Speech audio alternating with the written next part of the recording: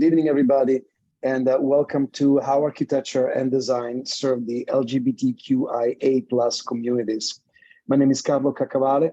I am the Executive Director for AIA Los Angeles, and I am truly delighted to be celebrating Pride Month with a program exploring perhaps the most meaningful Los Angeles architectural project at the service of the LGBTQIA plus community.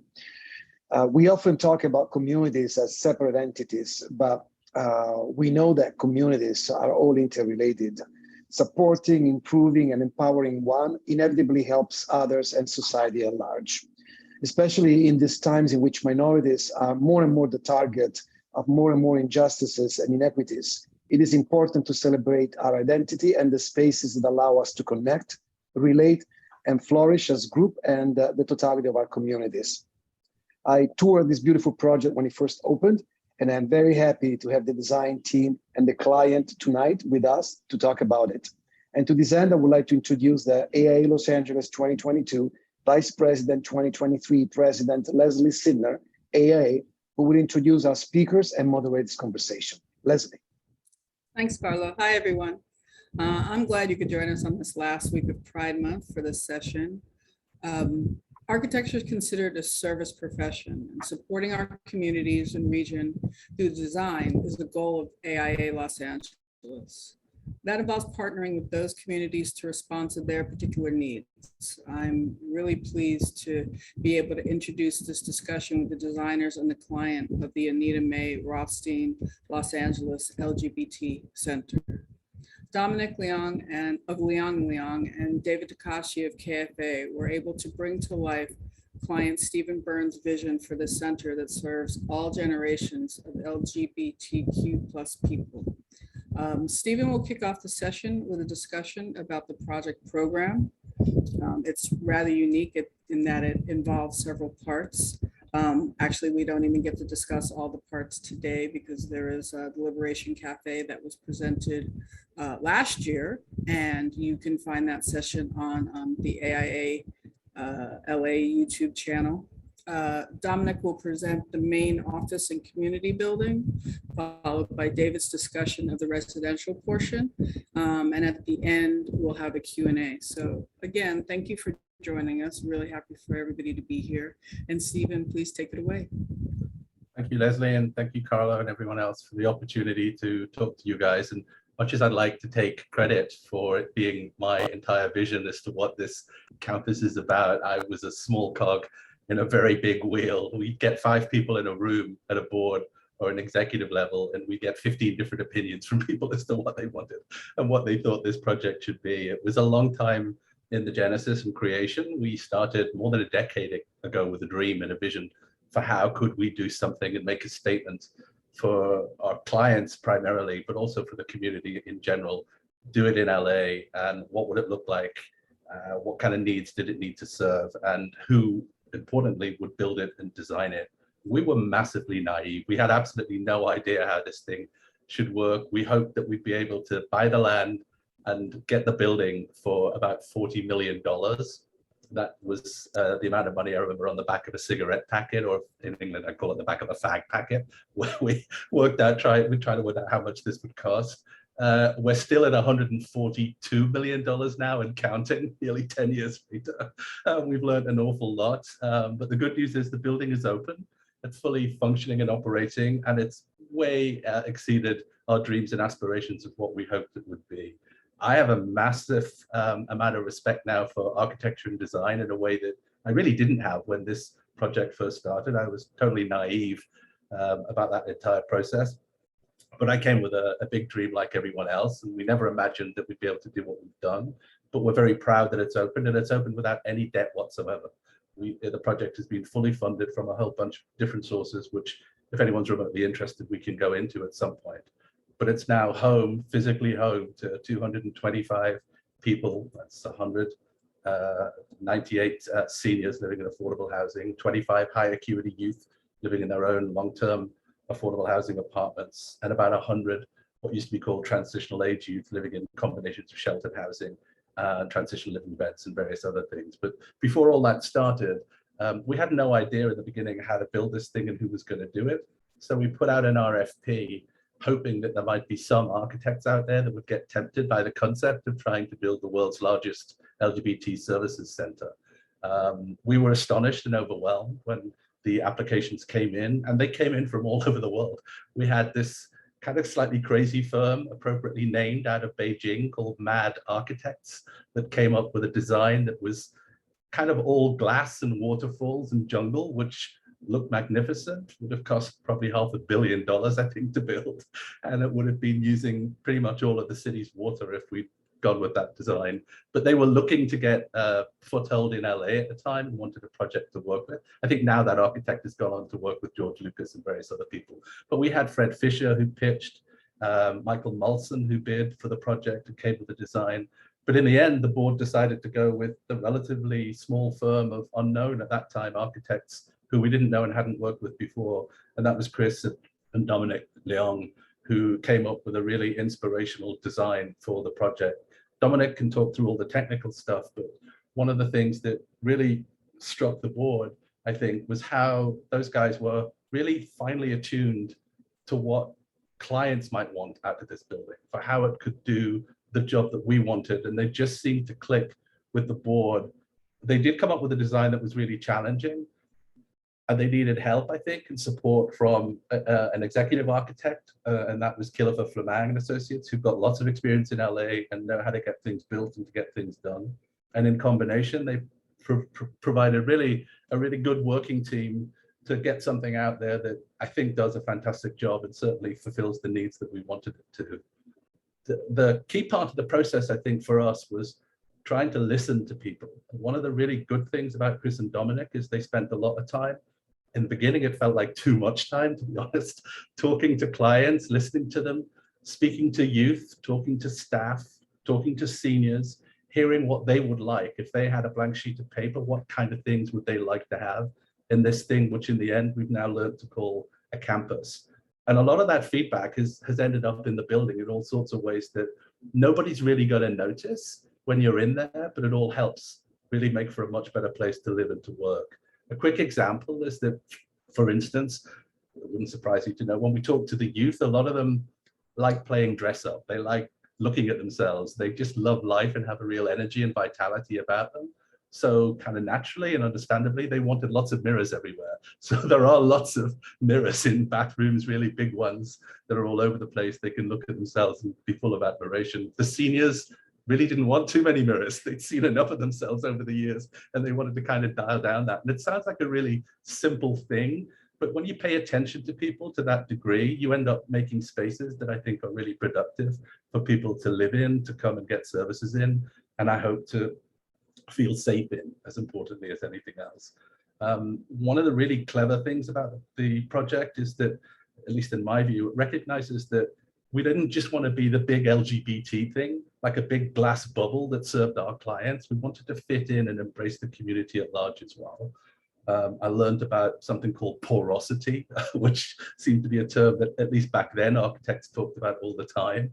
And that's been mainly a blessing, but it's also come with challenges. We've built a campus that's really open to the outside world. It's welcoming to people. We don't ask people's sexuality when they come in for services. We make assumptions about people that they'll treat us with respect, and we'll do the same with them. But sometimes, you know, that's a contract that doesn't always work out, and people can behave badly, and we have various challenges associated with that. But it's been really interesting, I think, to see the way the building has evolved.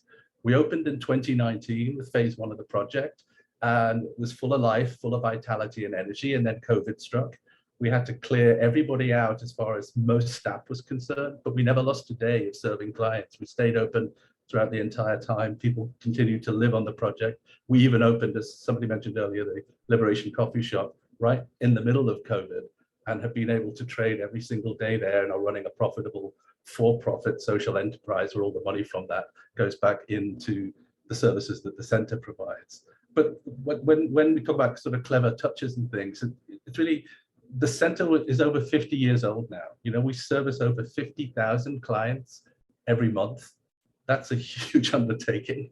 And I think we've been very well established as being a good provider of services. It's mainly the LGBT community that we serve, but for instance, in our healthcare, about 10% of our clients wouldn't identify as LGBT, and they get service from us on a regular basis. But we started more than 50 years ago in a little hut on Santa Monica Boulevard that was called Liberation House.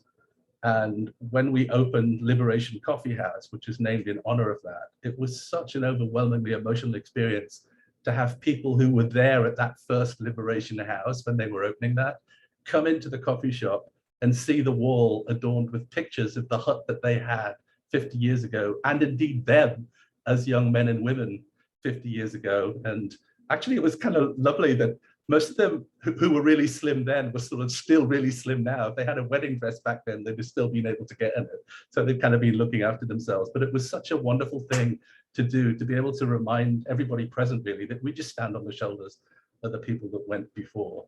So now we have this brilliant, beautiful campus. It already had a 200-seat theater on the other side of the road, an art gallery, and a number of offices. We combined that with this building that we built on the other side of the street. Like I said, there's 98 units of affordable housing. There's a couple of hundred staff working there. And the thing that Dominic and Chris did, which was really great, was they looked at the design and they realized that we wanted to be multi-generational in the service provision that we had. We're not just doing stuff for seniors. We're not just doing stuff for youth. This place is unique in that it tries to do things ultimately for what is a new version of family, in a sense. It's often people, you know, who are estranged from their blood families, maybe somewhere outside of LA, and they come and they build and create their own sense of family where we are. And I don't want to be Pollyanna-ish about it, but it is absolutely inspirational to see the bit in the middle, which is meant to be the multi-generational bit where young people mix with the senior people, just works phenomenally well. It's where people come to get fed. We started a food pantry during COVID called Pride Pantry. It came out of Pride Hall. Pride Hall is a triple-heighted ceiling, drop-dead amazing space with one of those skyfold doors in the middle so we can segregate it if we want to. And it was meant to be used for high-end events and for conferences and all sorts of things. But during COVID, we couldn't do any of that. So we converted it into a warehouse for storing food and began a food pantry. It was actually me who started it, but obviously on behalf of the center. And we've kept that going over 2 years later. It's still going now. And it became the hub and the heart of what this building was about. But when they talk about the design, you'll see that the architects, put the senior services section on the northern side of the campus. The youth services are in the kind of heart and belly of the campus, and all the administrative office space is on the Santa Monica side of the building. And right in the middle is this multi-generational space that people come and share and spend time with each other. And until now, it's just working phenomenally well. And the clever little things that I really love that don't sound like anything, but they do make a difference, is even at a design interiors level, all the flooring area is kind of easy wash down floors like vinyl in the areas where the youth meet, and this because they can get a little messy sometimes, but you go through a door and all the staffing areas have this kind of carpeted, calm, quiet space. And there's a whole bunch of things that have been really cleverly done with color. We engaged a color consultant. I was really disparaging and thought it was just a whole bunch of BS, that you never want to do anything like that. But honestly, it's really helped to have the right tone in the youth center because it does calm them down. And in the senior center, they were really feeling hostile to the whole idea of kind of autumnal colors because they associated with being at the end of life and all this sort of stuff. So we had to work around that plan. And we've got like terrazzo stairs that are all color themed, and then right in the middle, all these different colors that are linked into different parts of the building all come together in the middle for this sort of space that's just gloriously celebratory. And it leads up to a roof deck on the top. And it's one of the best views in Hollywood. We stand there with a view of the Hollywood sign. It's a great place for holding fundraising events. And we're now just about to open if anybody here wants one for doing weddings and special events, and we'll happily cater them. I'll show up in a second, but we also included in the design, and this was something that came through KFA and through Leong working with us, because initially it wasn't part of the original concept, but we put a commercial kitchen in there. And it's 1,500 square feet of really high-end kitchen space. Look at me, you can see I love eating, I like food. It wasn't just done for me, but I was very much a proponent of it. We have a chef on our board called Susan Feniger, who's a bit of a visionary. She runs the Border Grill. And through her and various other people, we've started a culinary program that's been a training program where we've been getting jobs for both young people and seniors who work in the culinary program. And off the back of that, they train and get a whole load of culinary skills. But we're now feeding all the people that live in the building instead of having to go to outside vendors and buy sometimes a poorer quality food in from the outside. And off the back of that, it's actually led to a social enterprise business, which is a catering company where we ourselves are now making food and selling it essentially to events that we host on site or to offices locally, or we're providing food to be sold commercially in the coffee shop on Santa Monica Boulevard. And I'm babbling on just to highlight that as one example of a sort of multifaceted thing that just started as a very small kernel of an idea where we were sitting around a table saying, maybe this thing should have a kitchen, and if it did, what might it lead to? And now, 4 or 5 years later, it's actually led to some amazing things, and we've provided lots of jobs for people off the back of that, and are actually about to start a business where we'll be working for the county, providing pre-packed meals and sending them out to other nonprofits as well that would have been made in our kitchen. But it's just an honor to be here, and really good to be able formally to thank really Dominic and David and people in their teams for listening to what we wanted, not really freaking out and getting scared when there were all sorts of changes and, you know, backroom bitching and fighting and all that kind of stuff. We've had all that at different times, but I think we were a really good team and we've got a really good product. And it just fills my heart with pride when we welcome people from around the world to come and have a look and take a tour for what we've done, because it acts as a template and a beacon for people in other places who maybe can't do everything that we've done right now, but they aspire to do it one day. And I love the fact that we've led the way and we're still going to be here, hopefully for another 50 years.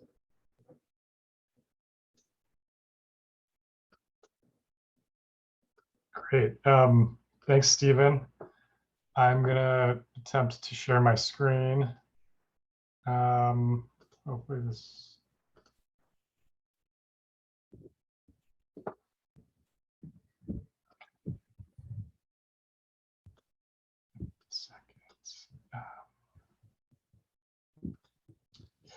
Yeah, thanks so much, Stephen and Carlo and AIALA for hosting this conversation.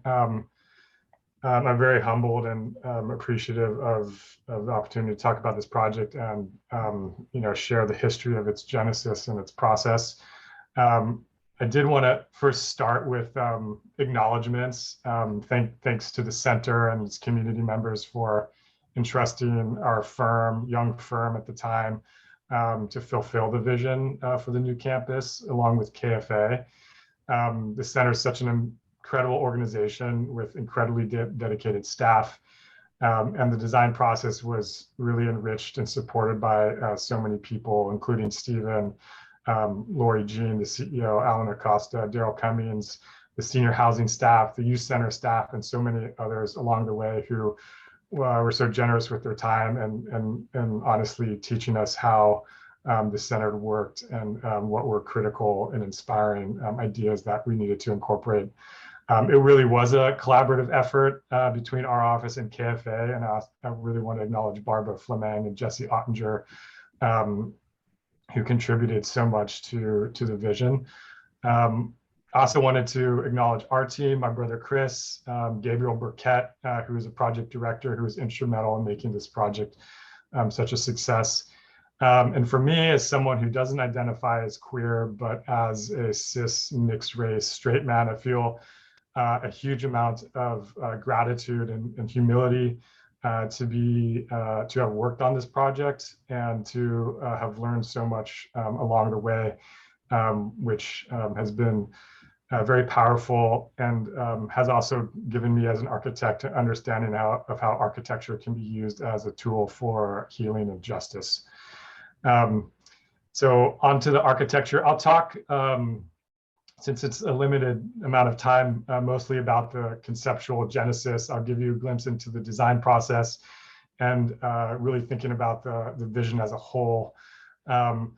And I think it's really important to think about this project within a historical context and think about how architecture relates to the kind of progression of activism and space that the LGBTQ plus movement has built over the last 50 plus years. As many of you may know, in 1969, there was a Stonewall riots in New York, which really kind of set the stage for gay rights activism. But it's also really important to acknowledge that LA had, even prior to that, its own history and role in developing and progressing gay rights with events like the Cooper Donuts incident in LA. I won't go into detail. There's a lot of history here, but just to start to position this project within a larger continuum, and the formation of as Stephen mentioned, what was the Gay Community Services Center in the 1970s, and the first Liberation House in 1971 that was on, I could be wrong, but I believe it was Wilshire Boulevard, where is the first group beginning to offer social services informally, run on a volunteer basis. And I'm sharing this history because as an architect, it's really interesting to understand the role that architecture and space has played in the evolution of the center and the LGBTQ movement. So these are really interesting history. In this case, the word gay was first prominently displayed on signage at a time when homosexuality was still outlawed. This became the model for a network of what were called these liberation houses run by the organization, which were private homes sprinkled throughout LA that offered room and board for $1.50 a day to homeless queer folks, as well as safe space to form community and socialize, help to propel the organization's development. And then the centers continued to evolve into 1213 Highland, moving into a commercial space, and then kind of evolution that took over different types of architecture from private homes, retail spaces, office buildings, motel, a church, and even a Hollywood production house. So this organization has this incredible history of being resourceful and operating in the margins, making to do with a network of spaces that it could afford and get access to, and increasingly building visibility and outreach. 1992 was a pivotal moment when the center raises the capital campaign to buy the former IRS building on Schrader Ave in Hollywood, where ironically in 1972, the IRS denied the center's application for nonprofit status based on the grounds that it served a homosexual community. The four-story building becomes the center's headquarters. And shortly thereafter, CEO Lori Jean is hired, who becomes this kind of instrumental figure in the expansion of the center's organization, programmings, and eventually the campus. And then across the street of what is now the campus in 1998, it's an opportunity where the center starts to expand beyond basic services to provide cultural programming, a theater, art gallery, et cetera.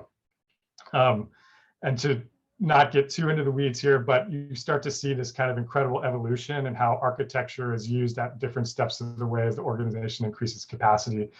And all of this starts to come to a kind of fruition in 2014, as Stephen said, when the property had been purchased and the RFP was issued, in which we participated in.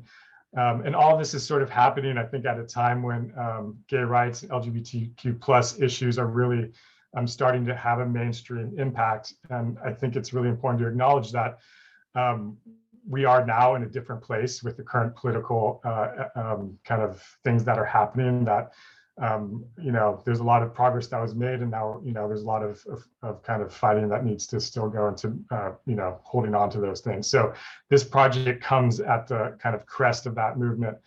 And so when we were brought into the project, with the center and Thomas Saffron Associates, we were really kind of inspired by the center's mission. And our question really became, how do we create an architecture that fulfills this mission of empowering people, providing the highest quality education, cultural access, wellness to LGBTQ plus residents of Los Angeles County.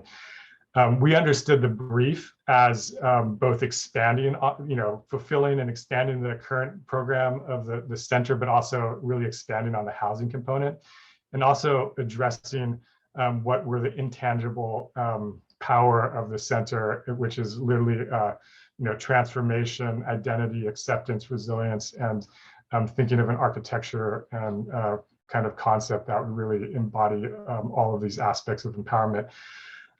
As you may know, the center is sprinkled across a bunch of different buildings in Hollywood, and I think most recently in Boyle Heights. But this kind of network of existing spaces, and the project brief was really, the task was to start to unify these programs on a singular campus and in conversation with the village at Ed Gould just across the street on McCadden Place. And so it was really imperative from the beginning to think about a concept that really unified the existing facilities, but also think about how we're really, thinking about how pedestrian oriented could this project be in LA.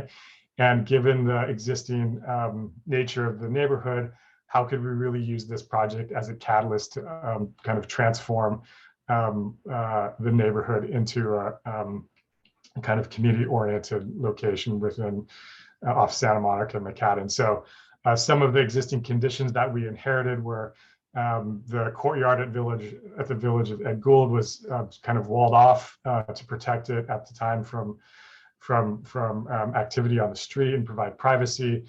The existing municipal building that was eventually demolished, and really thinking about, again, how we can create a campus that really nested within the neighborhood and address the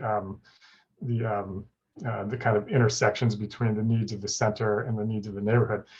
Our approach to the project, as Stephen said, was really just trying to listen to the needs. So we really understood the project as this network of needs.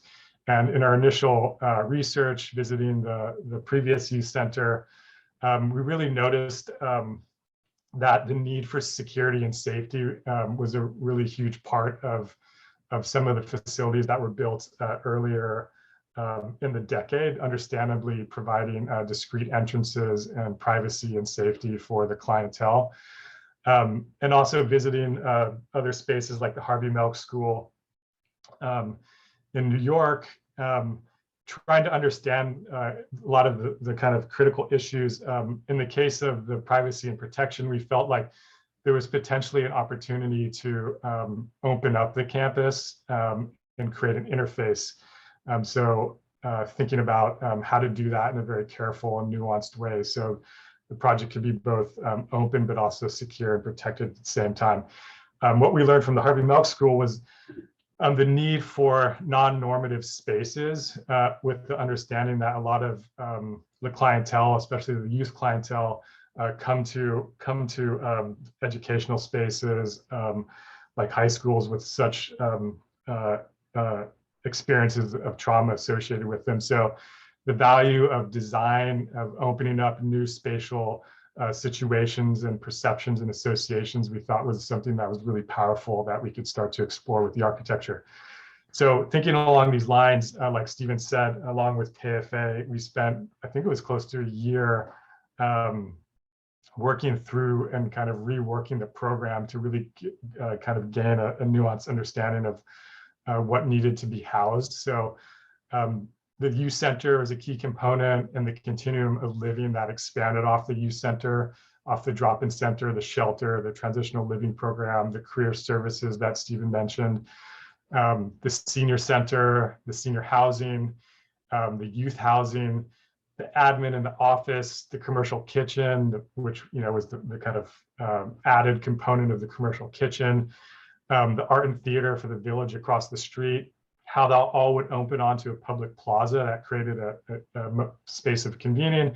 And one thing that also emerged from the initial concept was thinking about a space of celebration, joy, and convening that could allow the community to have a space to gather, but also be an interface to the larger city. So that was what eventually became Pride Hall. At the time, we sort of termed it a kind of flex space. And understanding the really complex relationships and both connections and buffers that need to be created in what was this kind of intergenerational campus. So there was a lot of time really trying to understand how these programs should situate with each other and the city. What we came to learn was that we were designing a place that was a sanctuary and a home, but also an institution and a platform. And the project really negotiates what oftentimes are competing needs between a place where people live and an institution that stands for the LGBT community in a kind of civic scale. As everyone knows, all projects in LA start with parking. One thing that we really explored was thinking about a parking strategy that would set up the project to be more pedestrian oriented and allow connection to the existing neighborhood.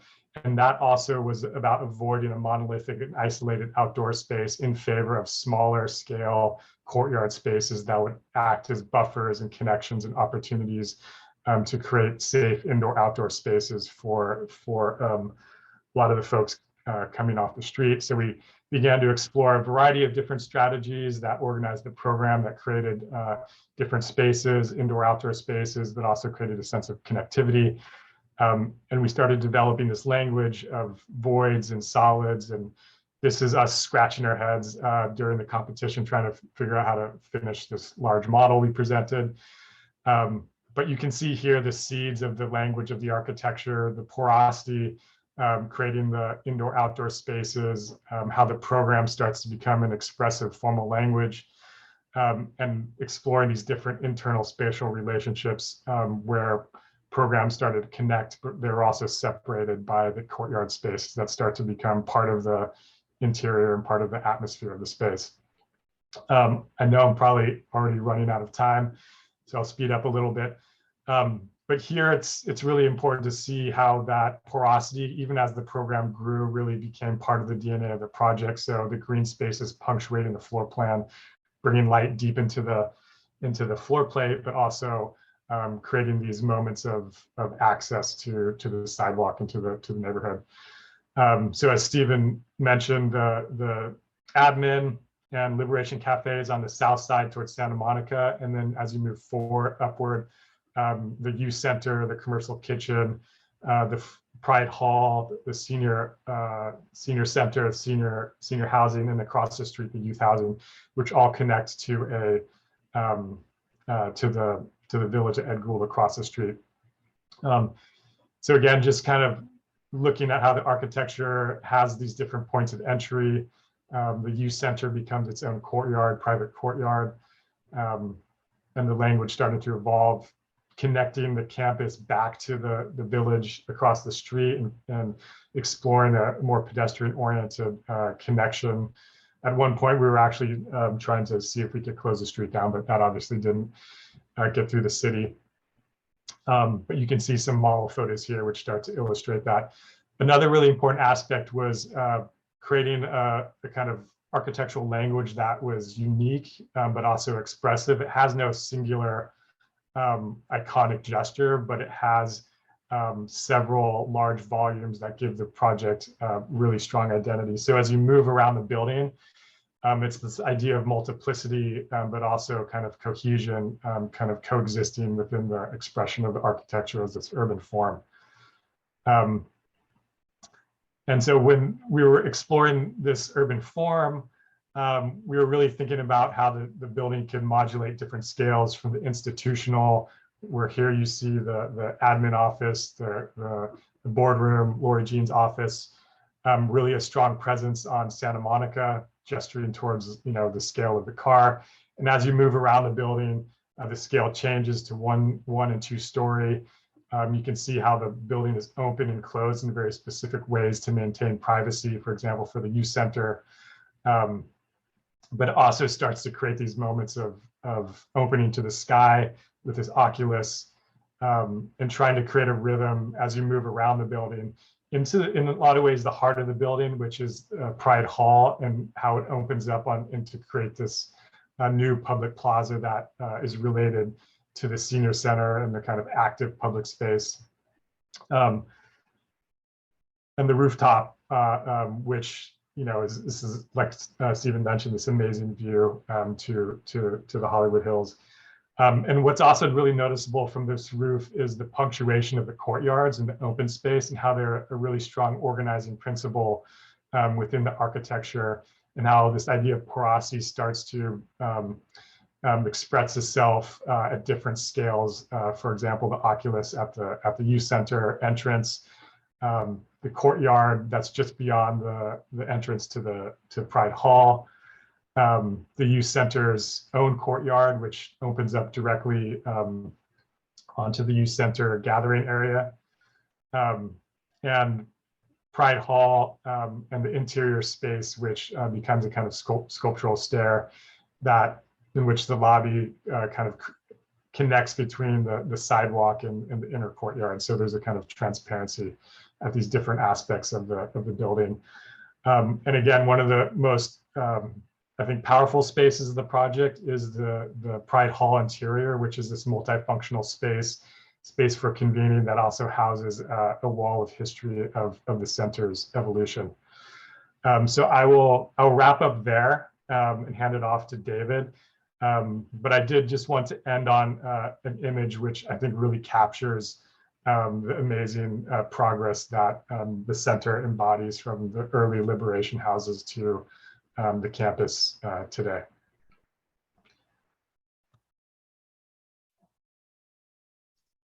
Great. Thank you, Dominic. Let me just open up my portion now. So Stephen did a really great job of talking about the center as a whole and as an organization. And then Dominic sort of focused in on phase one of the project, which consisted of the sort of more public portions of the project. That is the administrative building, the flex space, youth and senior centers. And so I just want to now talk about the youth housing building and the senior housing building, which were both completed as part of phase two of the project. So on the right here, you see just an overall site plan of the whole campus. To the left is the youth center building, and then to the right, directly adjacent to the senior center, is the senior housing building. And so really the whole project as a whole can be split up into three main components that we wanted to focus on. Dominic really focused more on the convening and then the sanctuary portions. And so now the living portions were the second phase of the project, and sort of bring in the buildings where the residents will actually live on the campus, and not just come here day to day, but experience it full time. So the first building to finish construction was the youth housing building. This completed in April of last year, 2021. It's the Michael John Horn and Thomas Eugene Jones Youth Housing Building. As you can see, it's a 4-story building, and it consists of 25 units of supportive housing for transitional age youth. So this mostly consists of studios, studio units, and this is sort of an extension of the TLP, Transitional Living Program, that was part of phase one of the project. And as you can see, this building actually sits directly south of the existing Ed Gould Plaza, and ties directly into the new plaza and the Pride Hall that was part of phase one. And then late last year, we completed the 99-unit senior affordable housing project. This is the Arya Nagedi Foundation Senior Housing Complex. This is actually a 5-story, 99-unit affordable housing for low-income seniors. And so this building consists of mostly studios and 1-bedroom units, because seniors, we tend to scaling down in the unit size just because of maintenance, and, really they don't request that much space in that regard. So that way we're able to fit more housing into the same building size. And then this building actually sits directly adjacent to the senior center, as I mentioned, and is actually connects to the plaza off of McAdam Place via a generous landscaped paseo that is only accessible to the seniors who live in this building. Going forward, I just wanted to briefly talk about sort of the architectural vocabulary of these two buildings.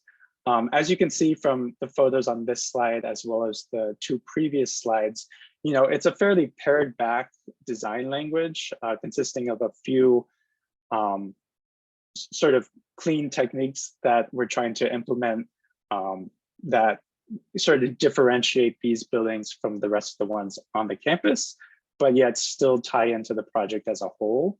And so, as I mentioned, this is part of the sort of the living focus of the project.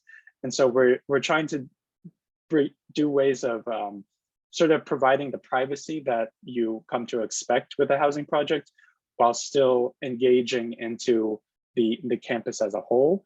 So these buildings sort of have the clean white stucco facade as a starting point, and then begin to provide recessed balconies that kind of punch into that surface, as well as the large floor to ceiling glass windows that you see on both the senior housing building in these photos, as well as the youth housing building across McAdam.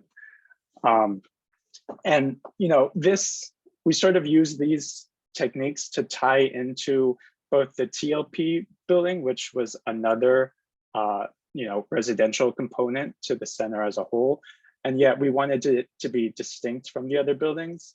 So, as you saw in some of Dominic's photos, the administrative building and Pride Hall and the senior center are kind of wrapped in this, in the curtain wall, in order to provide a very outward facing building that engages with the streetscape. But these buildings, because they are full-time housing for these people, we want them to be able to have that privacy that you require in a home like this. And so we sort of use that punch technique in the facade to provide that visual aesthetic.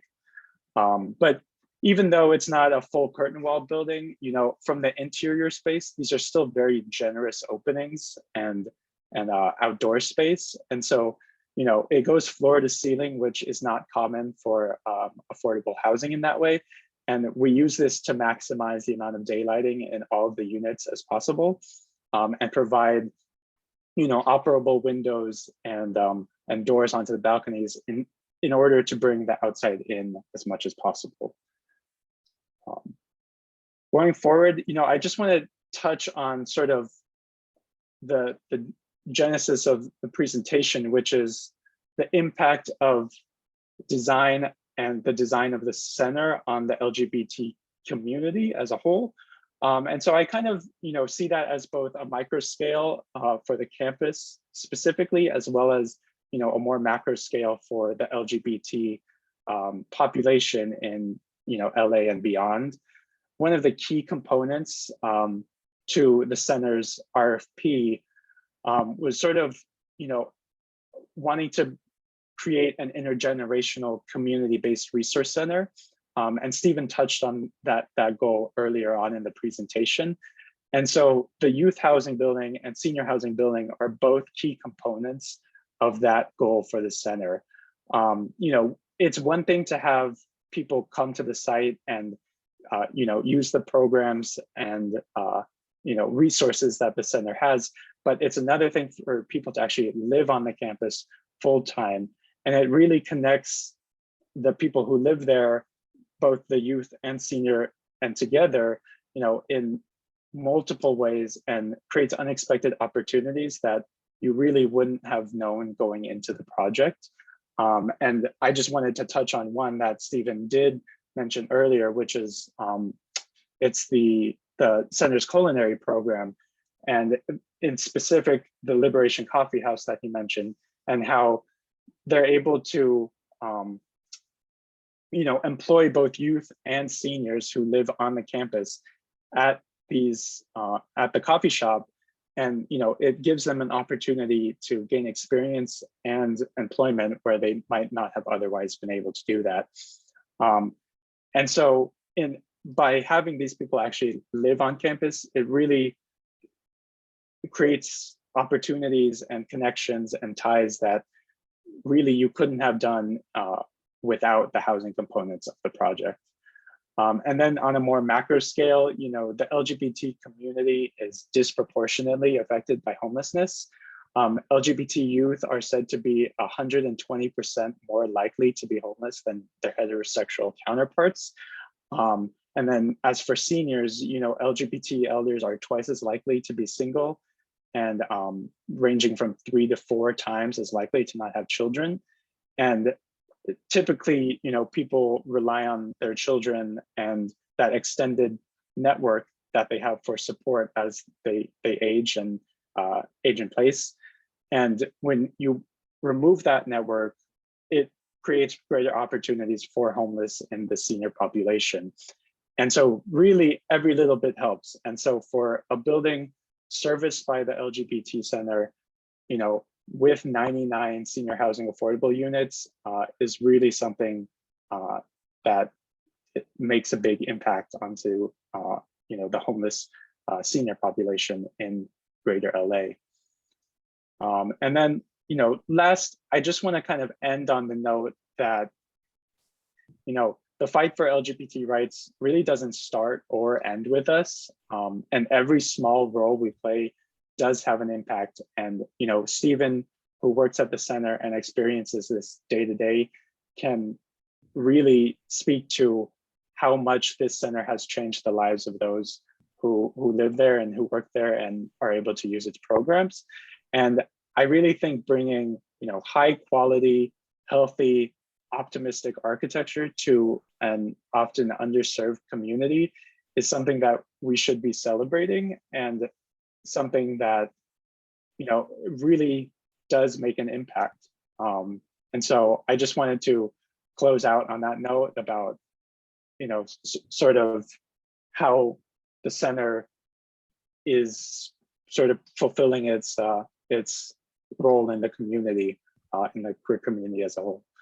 So I just want to hand it back to Leslie Sidnor to kind of close out the presentation, and then we can begin the Q&A portion. Thank you. Thank you, David.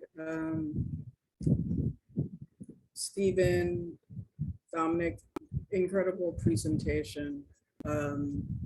Just really moving. It's great to see how you all teamed together to create something that I feel is greater than the sum of its parts, and created not only incredible spaces, but just an incredible vision to move forward for this underserved community, and hopefully not underserved anymore with this center. If folks feel free to put questions in the chat. I'm sure somebody's got questions. I'm gonna kick off with a couple of things. Now that the center's been open for 3 years and the housing's been open for a year, do you think the center is fulfilling its goals for the project? And is it exceeding it in places and falling short anywhere that you wish you could supplement? I think it's fulfilling its goals, but in ways that we didn't always anticipate, and we've just had to kind of go with the flow. I mean, no one, when we built this, was expecting the pandemic and the complications that were associated with that. But I think we've dealt with it really well and tried to adapt in order to do it. But this isn't all, like a bed of roses with everything working out perfectly either. In the real world, we've learned things that, for example, porosity has consequences. You have your doors open and welcome people. When you do that, you don't always get the people necessarily that you want coming in. We have a lot of folks with very serious mental health challenges that really ought to be in a medical facility sometimes rather than in a residential facility. And the city and the county, they just want to house homeless people. And on the housing side, for example, we have, I think, the largest kind of collection of previously chronically homeless youth living in any one place in that affordable housing project. And it's very challenging. You know, we're learning all the time about the special services that folks in there might need. I mean, just as a for instance, you know, that there's a young woman who lives with us that had previously been homeless and on the street since she was 16. We provided a facility, an affordable housing place for her where her rent essentially is paid until she ages out to 25, because all of those rents are paid through a county program that supports that. So they don't pay anything to live there, and they get services from us across the street. And you'd think problem solved, and you know, you'd not have to worry about anything. But it doesn't work out like that. You know, she'd lived under canvas in a tent for the previous several years before she moved in here. And in the middle of her apartment, she erected the same tent and camped out and wanted to be in it rather than in the bed that we provided, because it's where she felt safe, and she just hadn't learned to live in a place in her own and kept thinking it was going to be taken away from her. And those sorts of things have a really high impact on staff and on other residents. And you have to adapt, I think, to try and learn to be more patient and not assume that your sometimes one size fits all policy for things is going to necessarily work out. And just on the housing side again, we hope that we built this for essentially our own community, you know, for LGBT seniors, LGBT youth, but the Fair Housing Act doesn't allow for that. You know, it's a lottery. You have to take in whoever gets picked in the lottery.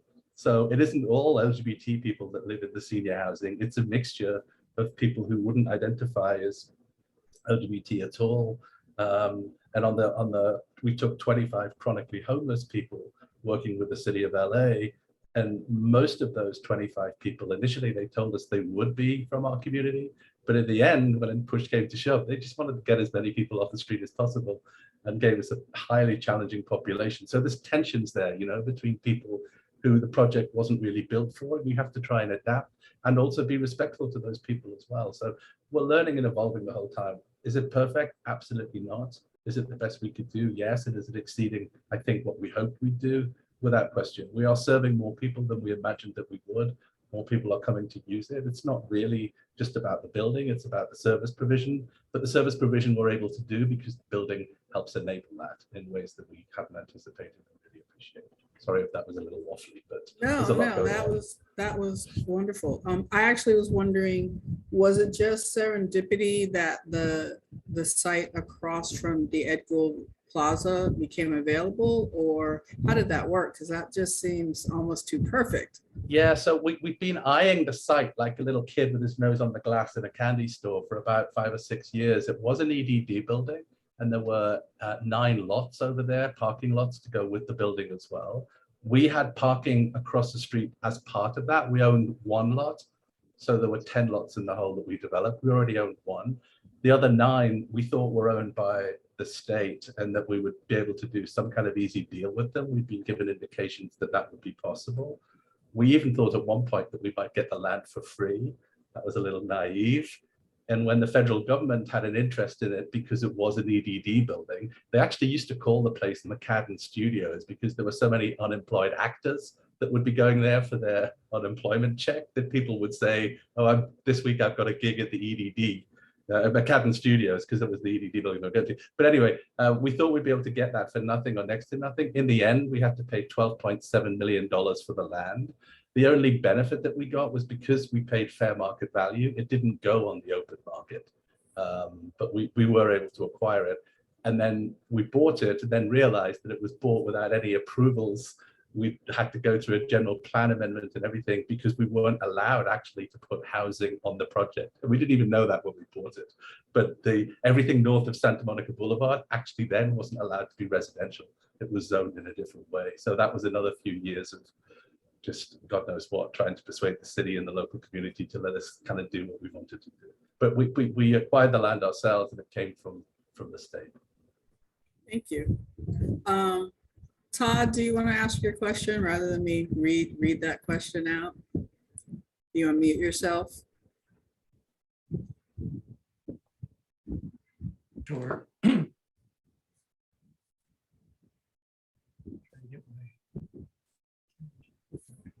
Oh. Go ahead. So, during the past 53 years since Stonewall, which we celebrate tomorrow, it seems like we've always had to pivot or be agile every 8 to 10 years, from legalization to the AIDS epidemic, adoption of children, marriage equality, and most recently pandemic. Can you envision how, I'm calling it a phase 3, or how architecturally we would try to be more agile? I think the design is great and I enjoy it when I visit. I'm just wondering, could you envision how we could be even more adaptable or agile in the next 10 years for things that we can't even imagine are coming? I mean, the architects may have more insight to answer that than me, but just from the center's perspective, what we're looking to do, Todd, is to actually to expand what we're doing and to localize it. So we now have 10 different locations. Dominic highlighted a few of them in and around LA, but we want to kind of go beyond that and to try and, I guess, to be a bit more agile than we've been, and to take our services into places where we know people are that need them, rather than have them have to come to us. Dominic mentioned Boyle Heights. We have a small place there which currently we lease, but we're looking now to try and find the right place to actually reproduce what we've done and have a multi-purpose site that includes accommodation, but also health services. We have a very big FQHC in what used to be our headquarters building. Now it's a 4-story health center that provides all sorts of services in there. And we want to try and roll that out more and to have a fit for purpose property. So we're basically on the lookout for locations in different places, either to convert or to build from scratch. How they would look and how they would feel, I think, will be client and services driven again. And the architecture guys will have more insight in that. That actually makes a lot of sense, because of our clients that are in healthcare, be it Children's Hospital or Cedars, where often creating satellite centers or taking abandoned strip malls and literally, just as you said, taking it to the people versus making them travel to Sunset in Vermont. So being able to take it out, or being mobile, literally mobile, having setups, almost like farmers markets or something. Yeah, for us, it's also really important that they're close to transportation hubs if possible, because again, a lot of the people we work with and serve just don't have vehicular access. They rely on public transport. That's an important thing. Dominic or David, did you have anything to add? I mean, I would hesitate on speculating on what should be designed without a kind of better understanding of the specific needs that like the center is working through. I mean, where my mind goes is kind of thinking like, what does the role of the architect have in this process, in terms of being thought partners for clients like the center. So in the absence of like really clear kind of like problem to solve relative to like a given project, I would sort of think about how we as architects can be useful thought partners in terms of thinking through different spatial situations, like geographic, urban, and on a kind of high level, which might lead to specific design problems that need to be solved, that are more agile. And yeah, I mean, I think the interesting thing about this project is it was, I would say, a relatively fast project given its scale. I think everyone on the team could attest to the fact that it opened when it did on the mark of is pretty incredible. And at the same time, the amount of effort that went into it, beginning with the purchase of the land, how much has changed in that, just what is almost 10 years now. And I think the world is moving so fast, and architecture in a lot of ways moves so slow. We as architects, I think, have to explore different ways of engaging the world that doesn't always rely on like a 10-year project. But Barbara or David, I'm not sure if you have anything you want to add to that. I mean, I would just say that in the way that Dominic and Stephen touched on sort of Pride Hall and the flex space, quote unquote, and how it was able to pivot during the pandemic in a way that it was never really planned to, or really thought that ever would have happened. I think there are nuggets in that, and how you can kind of expand that into, the greater LGBT center network throughout the city, and kind of, tie it back to the center and the heart of this building, but then be related more locally to each of its different locations.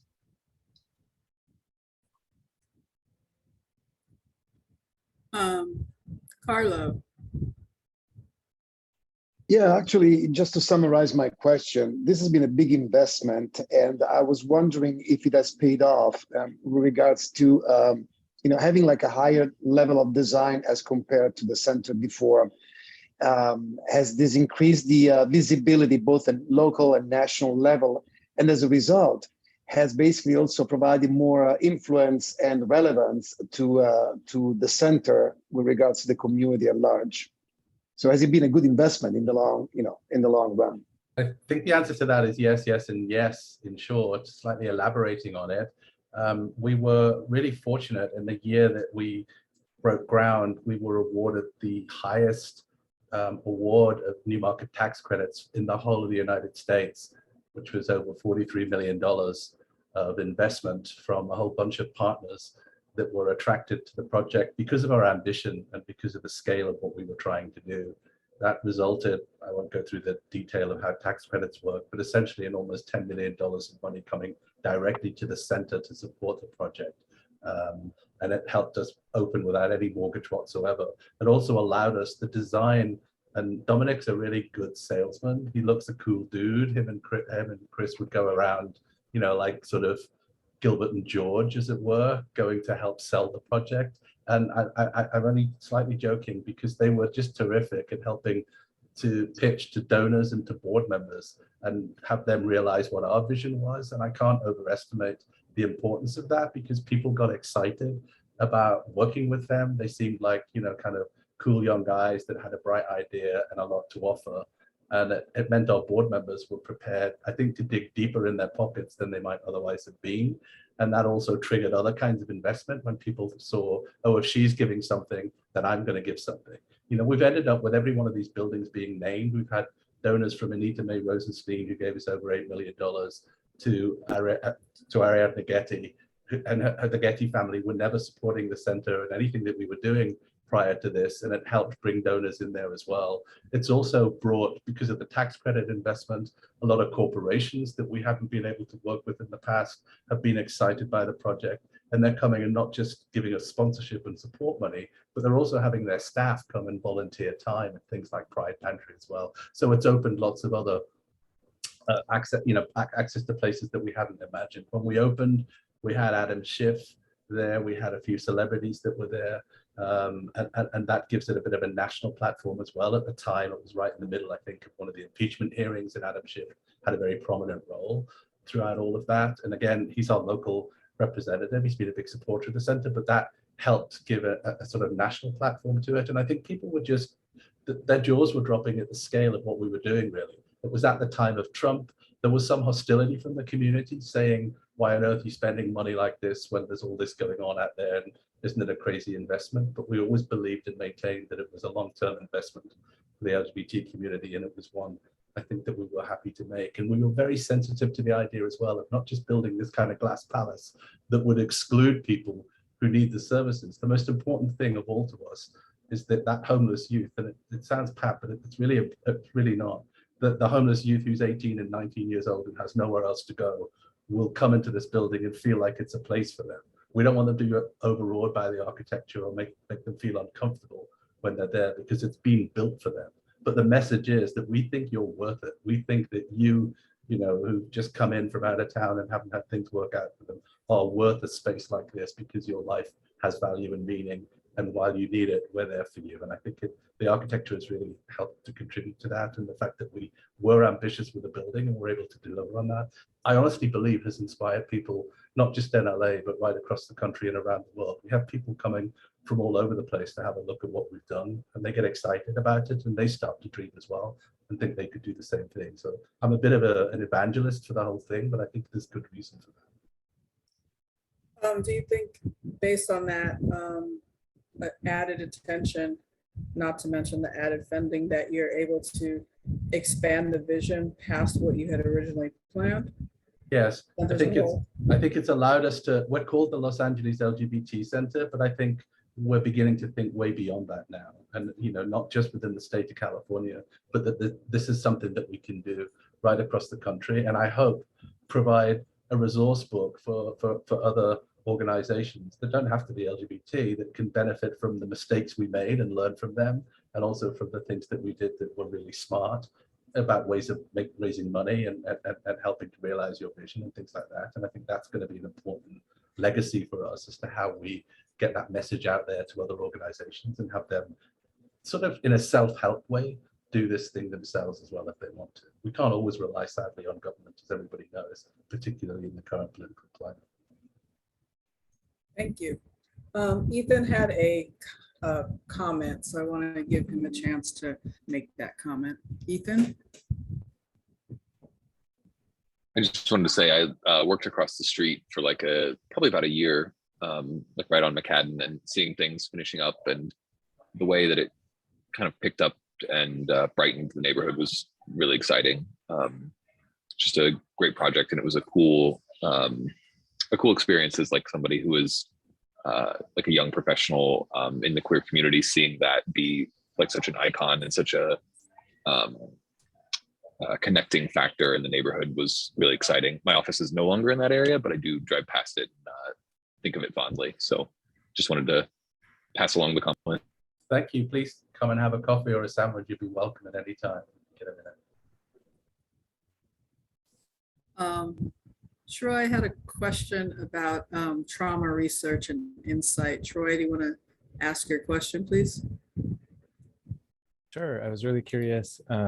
Non-normative spaces were mentioned early on in the presentation, and I was just wondering if you'd be willing to open that up a little bit. I suspect maybe the client color consultants came in with this, but if it affected the design with privacy or other means. And then also just thanks. It's a beautiful project. I've been a client of the Hollywood location in the past, so it's really beautiful to see the growth.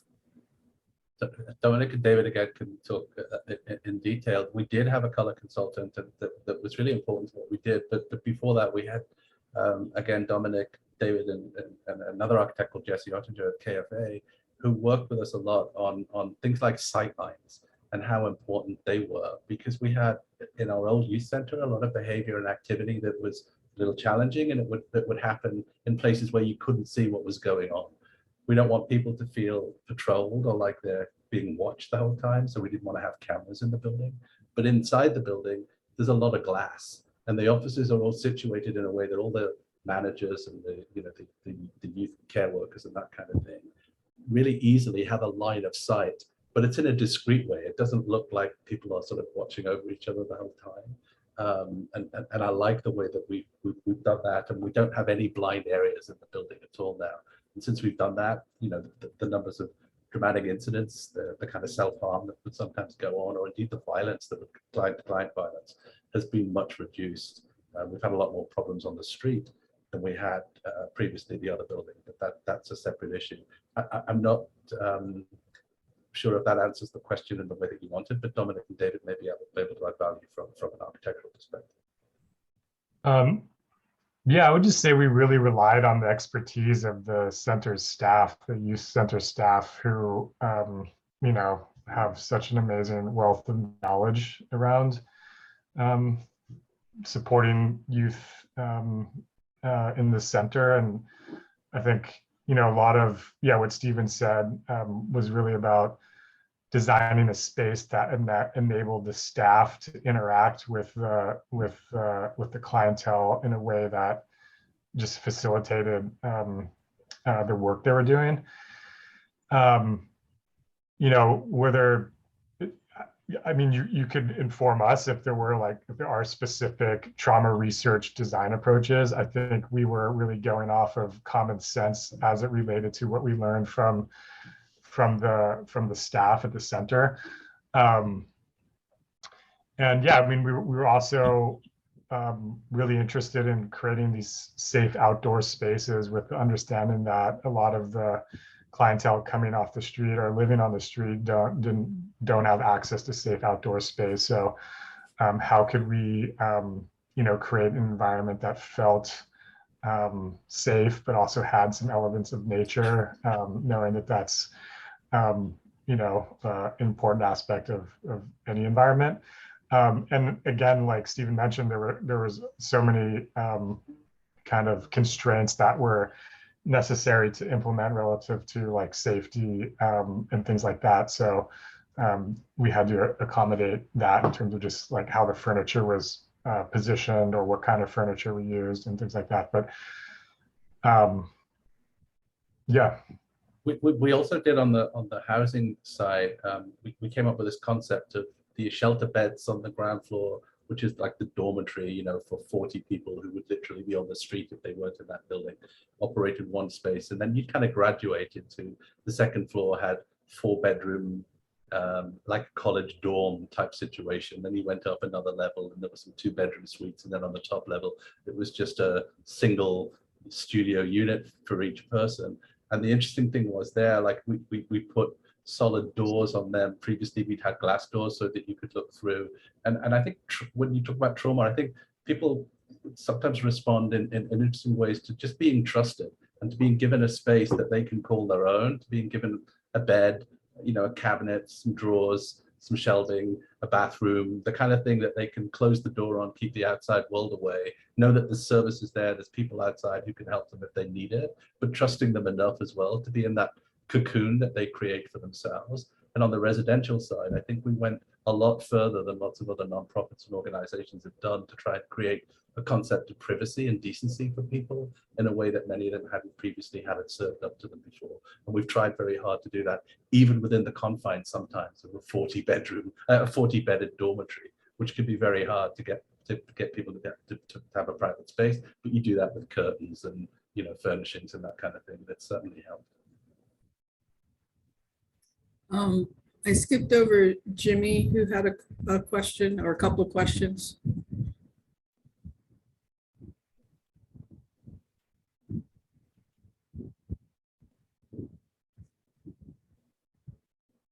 I'm just going to jump in.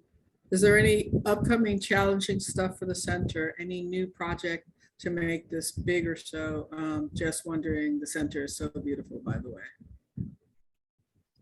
I'm not 100% certain what's being asked there, but well, let's see. Is he talking about adding to the existing project because of the challenges we faced in the real world, or? I believe so. So we definitely have them.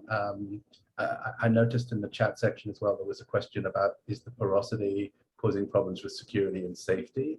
I'm not sure who mentioned that question or wants to ask it, and we can wait to answer it, but it fits in here because we've learned that whilst we want to be a welcoming space, you know, to clients and people who want services, we don't want to be a welcoming space to people who want to behave badly and deal drugs and prey on our clients or engage in prostitution on the property. And because the space is a very welcoming space, we've seen lots of that. I think we didn't during COVID. I don't know if it was because some of that activity moved out of the Hollywood area because of the pandemic, or there wasn't the same demand for it. But as more and more people have come back to work at the center, and more people have sort of spilt out into the street, the youth who live there have this really great feel of it. It's their street. It's like their own town square, as it were. And they hang out there, they smoke, they play music, they enjoy themselves. But as the night kicks in, you get other people who turn up and can you know, engage in some behaviors that are just really challenging, and we don't want to encourage or condone. So we're having to look at different things. We have 45 full-time security staff on a 24/7 basis that are there for our clients and for staff. They monitor the parking lot, the entrances and exits and all that kind of thing. They patrol different places. They're not armed. They're there to try and have a good relationship with people, and on the whole, they do. But it's very hard having a good relationship with a kind of knife-wielding drug dealer who just wants to sell his stuff at 2 o'clock in the morning. So we're actually looking to work with a different external security firm to come in and have a different kind of presence just on McCadden at night in order to try and help alleviate some of that. And if that doesn't work, we will have to look, I think, at design to see, do we need to put some kind of barrier or gate up to try and have added protection. We're working with LAPD as well. It's not unique to us. There's a bunch of things happening in the area. We certainly haven't attracted it, but it's interesting because we have, clients who sometimes are friends with those folks, or they might even be ex-clients of ours who are, engaging in this kind of behavior as well, because not everybody's a success story from it. And that's definitely one of the challenges that we face as far as this building is concerned going forward. I wonder, and this is both architectural and kind of programmatic. How did you balance the needs of the various generations? And I'm thinking of Stephen, when you were talking earlier about mirrors and how youth are all about mirrors and selfies as an extension of that, right? And older folks are like, yeah, not quite so necessary. So I know that that's just one example, but are there other examples of the things that needed to be balanced, and how did that work?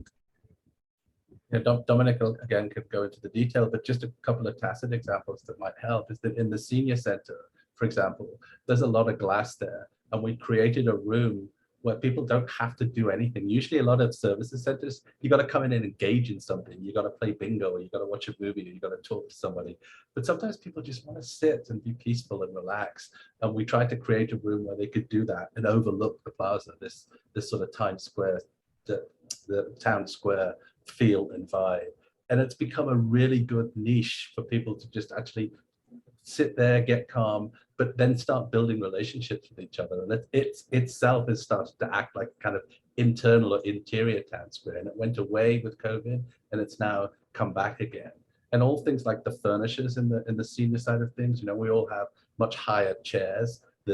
The planters that they sit on are higher up than they would be, because when you're 70, it's a little harder to sit down on something than it might otherwise be. The arms on the chairs are wider and make it a little roomier than they might be. And there's a lot of stuff that we did for seniors. And on the youth side, curiously, Dominic mentioned when they talked to them, they talked about wanting safe spaces outdoors because they're always getting hassled and when they're on the streets outside. So we created these courtyards, which sounds great.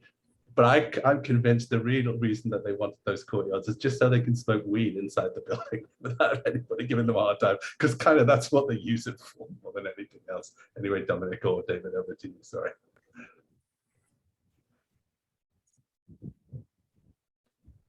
Dominic, you're muted. No, I love hearing like what actually happens in these spaces. Yeah, I mean, I think we were on a kind of site planning level. We were really aware of like what, or trying to be aware of what the senior community would need that was different than the youth community. So the way the project is sort of site planned, the senior center, like Stephen was saying, is oriented onto the public plaza, and likewise with the senior housing, it all looks down into like a public courtyard, with the idea that just feeling connected, even just visually to a larger community is really important in the senior community. So there's kind of large programmatic spatial planning that went into just making sure these different components were in the most ideal relationship to the public spaces. And at the same time, using these public open spaces as buffers between the different programs. So, it was both about, connecting, but also keeping distance when it was necessary. And so, yeah, like the youth center is more internally focused. The need for privacy is a lot greater within the youth center. So those courtyards don't open up directly onto the sidewalk like the senior center does. So, I mean, those are some of the kind of larger scale programmatic ideas into making the intergenerational community feel connected, but also equally like kind of safe and buffered when necessary. Yeah, and I would just like to add, for the senior housing portion of the building, as Dominic mentioned, there is the central courtyard with many eyes onto it to sort of create those connections between the various residents who live in the building. And I think something that KFA always tries to bring into our senior housing projects is like a sense of community within the building itself. It's a very indoor outdoor sort of connection. We have the nanowall doors that open up to the courtyard so that the community room has that flow between the two. And just in the more technical things, we have the corridor guardrail or handrails throughout the space because there is that need for them. And then in the units themselves, there are accommodations for mobility issues or visual issues that we sort of become more common in old age. And so that's something that we sort of brought into the project from our perspective on senior housing projects. Thank you. We're rapidly approaching time, but there's another question from Todd. I was just wondering if you, what challenges or conversations you had during the process, balancing, as you called, porosity versus, sense of security or actual security. We always run into those challenges with the courthouse design, or how to a sense of openness and receptiveness versus truly protecting, because how we balance protecting the LGBT plus community. We had a lot of conversations and a lot of challenges, sometimes with the architects and sometimes just amongst ourselves and our clients. There's a lot of fearfulness, especially on the youth side and with some seniors who feel very exposed and vulnerable. I'll see in the chat there was a question about whether we provide a more discreet door as far as access and things is concerned for some people who may want that. And that's another part of, in a sense, incorporating the porosity into that element of it as well. If someone wants to come in, we work with a lot of people on the legal side who are victims of domestic violence, for example, or who are immigrants that have come from Central and South America and have got horrific stories to tell and are very fearful of the police. And if they see them, they absolutely freak out. We have ICE raids sometimes to try and come after clients, and clients don't want to be seen. So we put the elevators, in the parking lot where people can get in to the middle of the building without ever having to get out onto the street if they want to. So there's ways into the building, if you don't want to be seen and you want to be more discreet. But on the security side, at the Highland building that you saw, the previous youth center, we did have a big metal gate there where clients could come out of the building, then still be behind a gate, make sure that the street was clear, and then come out. And we haven't done that here. But because we haven't done it, it's meant that we have to have more of a presence of physical security on site to just try and give a reassurance to the clients that the street is okay and is safe for them. But it's a definite concern, and it's an ongoing concern. You get the benefits of feeling welcoming and being porous and getting people to come in and come and go as and when they please. But it does sometimes come at a cost. And we do have occasions where we have to go into lockdown if there's, somebody. We've had a couple of incidents where there's been an attacker, not a shooter, thank God, but someone wielding knives that was threatening violence against a client and or a staff member. And we have ways of locking the building down if we have to, but obviously we only do that absolutely as a last resort. But because there's lots of entrances and exits, there's also lots of escape routes if ever people needed it. And we're always doing drills, safety drills with staff and clients. Response reminds me of two things. One is that just because we're a community, we all have a different story and background. So what is sensitive to one person may not be to another. And then the other is the generational aspect. People 10 years older than me lived through it being illegal. I went through the process of I could be fired. When I try to explain that to people 10 years younger than me, they just can't imagine that in the world we live in. So it's trying to understand how to be able to have a place for everyone is a challenge. Well, I mean, I think on that note, we're approaching our 6:30 and I want to be respectful of everybody's time. I want to take this opportunity to thank Stephen, David, and Dominic for an outstanding presentation and conversation, for everybody in attendance for great questions. I hope that everybody I have not gotten a chance to visit the center yet, and definitely need to put that on my list. I hope everybody gets an opportunity to visit this amazing space. And thank you to everybody.